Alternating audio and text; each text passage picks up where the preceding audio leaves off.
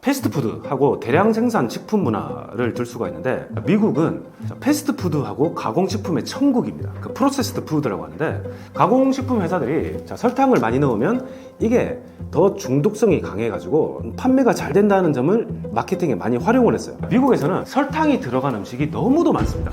거의 모든 가공식품에 설탕, 시럽, 인공 감미료가 들어가는데, 미국인들의 비만율이 세계 최고 수준인데요. 2024년도 기준으로 미국 성인의 거의 42%가 비만입니다. 미국 원주민들을 인디언 보호구역에 가두거나 백인들이 주로 먹던 음식 재료인 밀가루, 기름, 그리고 설탕을 줬대요. 근데 문제가 뭐냐? 원래 미국 원주민들이 겪지 않았던 성인병들을 앓기 시작한다.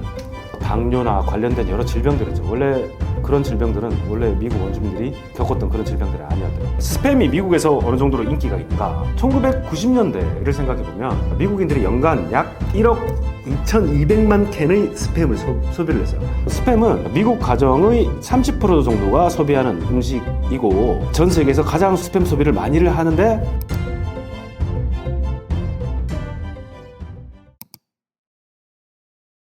미국인들이 단 음식을 좋아하는 이유는 뭐 여러 가지 측면이 있겠지만은 문화적, 역사적, 그리고 생리적 요인이 복합적으로 작용하기 때문이라고 생각합니다. 그래서 역사 문화적 배경을 말씀드리자면은, 원래 설탕이라는 게 그 화이트 골드, 백금이라고 불렸거든요. 그래서 그만큼 이제 귀하고 비싸가지고 왕족이나 귀족들만 소비를 할 수 있는 사치품이었어요. 근데 이게 사치품이 되다 보니까 내다 팔면은 어마어마한 돈을 벌 수 있을 거 아니에요. 그래가지고 아프리카, 카리브해, 그리고 미국, 그리고 영국 섬까지, 본국까지 연결되는 그 삼각무역, 노예 삼각무역이 만들어지게 되는데, 이 설탕 때문에. 그래서 이제 그 17세기, 18세기 동안에 대서양 노예 무역을 통해서 카리브해에서 이제 대량으로 설탕이 생산되기 시작해요. 자, 그러면서 이것들이 미국으로 수입되면서 설탕이 쉽게 구매할 수 있는 값싼 재료가 되는데, 그거를 또 촉발시킨 게 19세기 중반부터 말까지 이어진 그 산업혁명이었는데, 산업혁명이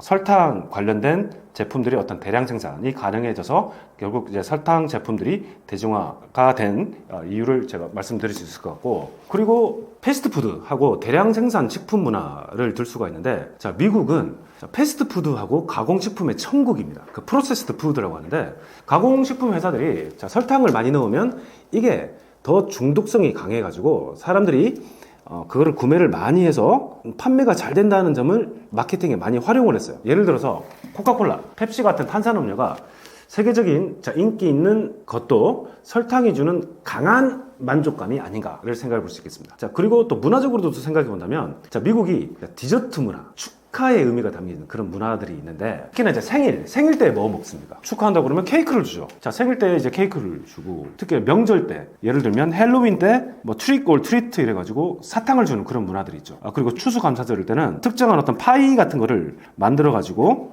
먹는 그런 문화가 있어가지고, 미국의 중요한 날들에서는 설탕 관련된 제품들이 소비가 되는 그런 문화적인 측면도 생각해 볼 수가 있겠습니다. 그래서 달달한 음식을 먹는다는 것은 행복한 순간 된다라는 인식이 강해서 그런 게 아닐까 생각해 볼 수 있을 것 같고, 두 번째는 생리학적인 요인을 생각해 볼 수 있겠습니다. 잘 아시다시피 설탕은 뇌에서 이제 도파민을 이제 분비를 시키는데, 단맛을 먹으면 도파민이 분비가 되어서 기분이 좋아지죠. 특히 이제 스트레스 받을 때 단 음식을 찾는 이유도 이 때문이 아닌가 생각합니다. 그리고 미국의 음식 산업과 소비자 습관을 좀 말씀드리고 싶은데요. 미국에서는 설탕이 들어간 음식이 너무도 많습니다.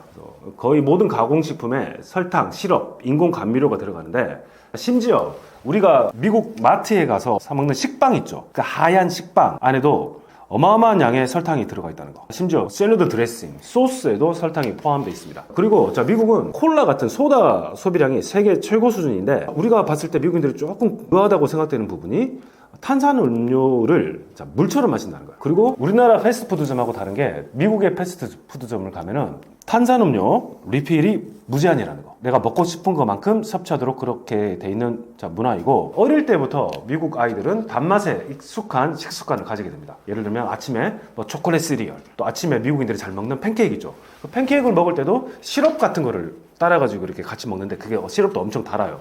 또는 젤리 샌드위치 같은 그런 음식들을 자주 먹어요. 그래서 어릴 때 단맛에 길들여지면 성인이 되어서도 단 음식을 계속 찾게 되는 그런 요인도 생각해 볼 수 있겠습니다. 자, 안 좋을 수밖에 없겠죠. 미국인들의 비만율이 세계 최고 수준인데요. 2024년도 기준으로 미국 성인의 거의 42%가 비만입니다.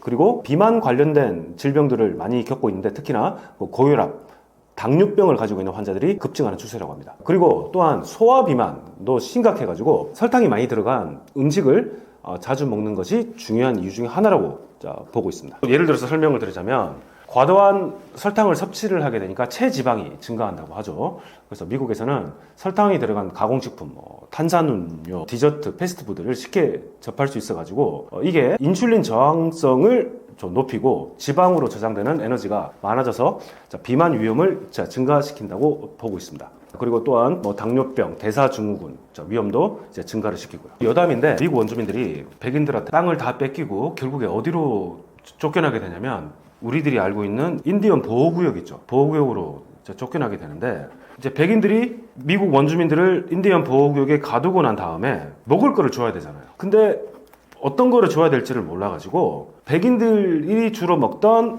음식 재료인 밀가루, 기름, 그리고 설탕을 줬대요. 원래 미국 원주민들한테는 없던 식재료들이었어요. 그래서 이 한정된 재료를 가지고 미국 원주민들이 무엇을 만들어 먹기 시작하냐면 튀김빵, 그러니까 프라이 브레드라고 하거든요. 거의 이 프라이 브레드는 지금 미국 원주민들한테는 거의 소울푸드가 될 정도로 그 당시에 미국 원주민들한테는 이게 생존을 위한 음식이었어요. 밀가루로 한정된 재료인 밀가루로 빵을 튀겨가지고 열량을 극대화시켜서 가족들하고 나눠 먹는 생존을 위한 음식이 됐던 거죠. 근데 문제가 뭐냐? 음식을 튀긴 기름빵, 설탕을 섞어가지고 먹다 보니까 원래 미국 원주민들이 겪지 않았던 성인병들을 앓기 시작한다는 거예요. 당뇨나 관련된 여러 질병들이죠. 원래 그런 질병들은 원래 미국 원주민들이 겪었던 그런 질병들이 아니었대요. 성인병들이. 그래서 백인들이 준 이 재료들 때문에 그 병 때문에 지금 고생하는 미국 원주민들이 상당히 많이 있다. 미국에서 지금도 스팸을 가장 많이 소비하는 주가 어디겠습니까? 1인당 스팸 소비량이 가장 많은 주 하와이입니다. 하와이. 그래서 연간 하와이가 700만 캔을 소비를 한대요. 그 인구도 그렇게 많이 없는데 그 역사적인 배경에 대해서 또 설명을 드릴 건데 첫 번째로 스팸이 미국에서 어느 정도로 인기가 있는가? 1990년대를 생각해 보면 미국인들이 연간 약 1억 2,200만 캔의 스팸을 소비를 했어요. 그럼 미국 전체 인구가 몇 명이겠습니까? 3억 5천 정도 되거든요. 1억 2,200만 개를 소비를 했다니까 어마어마한 양의 스팸을 소비를 하게 된 거죠. 그래서 스팸은 미국 가정의 30% 정도가 소비하는 음식이고 전 세계에서 가장 스팸 소비를 많이를 하는데 전 세계에서 두 번째로 그러면 스팸 소비가 많은 나라는 어딜까요? 한국입니다.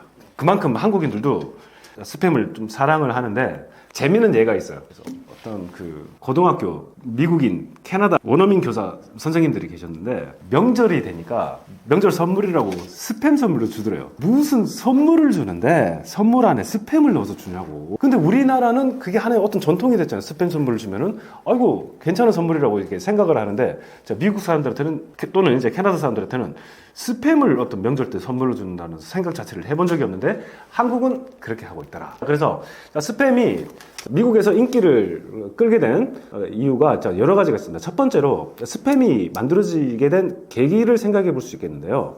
스팸은 1937년 그 유명한 호말이라는 브랜드가 있습니다. 브랜드가 출시한 이제 통조림 햄이죠. 왜 만들어지게 되었는가? 2차 대전 때 미국 군대의 주요 이제 식량 공급품으로 이제 사용되게 되었습니다. 이게 이제 캔에 들어가 있는 음식이니까 장기 보관이 가능하고 조리가 간편해져서 전쟁 중 그리고 그 전후에 널리 퍼지게 되었습니다. 그리고 그래서 이제 그 스팸은 전쟁 이후에도 미국 경제가 회복되는 과정에서도 저렴하고 쉽게 구할 수 있는 단백질 공급원이었는데 특히나 하와이에서 이제 인기가 있었던 이유는 하와이는 이제 미국 본토하고 떨어져 있죠. 그리고 전쟁 기간이고 그래서 식재료나 식품을 본토로부터 공급받기가 상당히 쉽지가 않았다고 그러더라고요. 그래서 하와이에 살고 있는 사람들 중에서도 잘 사는 사람도 있지만 대부분의 사람들은 그때 경제적으로 전쟁통이니까 경제적으로 상당히 어려운 상황에서 이제 견디고 살아야 했는데 이 사람들 입장에서 그나마 단백질을 보충할 수 있는 최선책이 스팸을 소비하는 거였다. 그래서 많은 하와이 사람들한테는 스팸이 생존을 위한 음식이었다. 그래서 2차 대전 이후에도 미군의 영향으로 인해 가지고 하와이에서는 스팸이 널리 퍼져 있으며 현재까지도 하와이의 대표적인 음식 중에 하나로 남아 있습니다. 그 하와이 사람들이 만들어 먹는 음식 중에 스팸 무스비 같은 요리가 있는데 하와이의 소울푸드라고 인정받고 있습니다. 자, 그리고 많은 동양 사람들, 하와이에 살고 있는 동양 사람들도 저도 미국에 살고 있을 때 스팸을 되게 좋아했어요. 왜냐면 스팸은 그냥 슬라이스를 해가지고 계란 후라이에 밥에다가 먹으면 또 짭짤한 게 또 짭조름한 게 먹으면 금방금방 조리가 가능하고 먹기도 간편하고 또 단백질도 섭취할 수 있으니까 되게 좋더라고요. 그걸 김치에다가 먹어도 괜찮잖아요, 스팸이. 한국 유학생들도 스팸을 되게 좋아했던 걸로 기억납니다. 제가 있을 때 기준으로 월마트나 마트를 가면 스팸이 대표적인 할인 상품이었어요. 그때 구입을 많이 했는데 그렇게 비쌌다는 기억은 안 해요. 지금 환율이 좀 너무 많이 올라가지고 환율 대비 좀 비싼 거 아닌가라고 생각해 볼 수 있겠지만은 제가 살던 기준으로 그 당시 기준으로는 스팸이 좀 저렴했죠. 그러다가 갑자기 살고 있는데 저염식 스팸이 나오더라고요. 그래서 이게 뭐야 이렇게 먹으니까 덜 짜더라고요. 근데 원래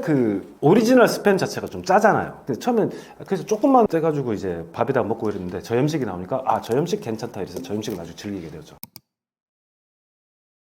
한국 전쟁 이후에 이제 스팸이 미군을 통해서 이제 한국인들이 처음 접하게 되는데 그래서 이제 미군들이 버린 햄이나 이런 거를 발전시켜 나간 게 우리가 잘 아시겠지만은 부대찌개가 있죠. 그런데 미국하고는 다르게 스팸이 한국에서는 좀 고급 식재료로 인식이 되는 경향이 있습니다. 그래서 한국에서는 스팸이 단순한 저렴한 가공육이 아니고 고급 캔 햄으로 자리를 잡았죠. 그래서 설날이나 추석 같은 명절에 선물 세트로 주고받는 문화가 생기게 되었습니다. 그리고 이제 스팸이 한국에서는 다양한 요리에 또 활용이 될 수 있죠. 오히려 주류 미국 백인들이 활용하는 스팸을 활용하는 것보다 한국적인 어떤 음식 문화에서 활용하는 게 훨씬 이게 활용도가 높다. 예를 들면 부대찌개를 만들 때 스팸 만들어서 먹는 경우가 있고, 그다음에 스팸 김치찌개도 맛있죠. 그리고 스팸 계란말이도 맛있죠. 그리고 스팸 마요 덮밥 같은 것도 밥 위에 스팸을 올려서 계란 마요네즈에 버무려서 먹으면 되게 맛있듯이 한국에서 스팸의 활용도가 이렇게 높아서 그런 게 아닐까.